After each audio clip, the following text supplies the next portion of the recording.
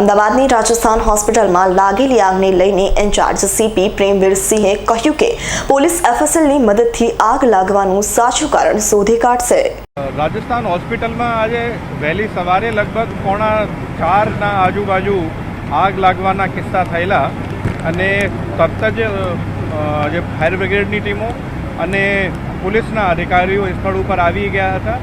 રાજસ્થાન હોસ્પિટલમાં ત્યારે 107 દર્દીઓ એડમિટ હતા, આમાંથી 7 જે છે એ આઈસીયુમાં હતા।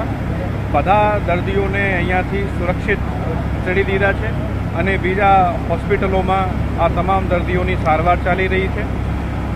આ ઉપરાંત જે આગ છે એ હોસ્પિટલના બીજા નંબરના બેસમેન્ટ એટલે સેકન્ડ બેસમેન્ટ છે આમાં લાગેલી છે।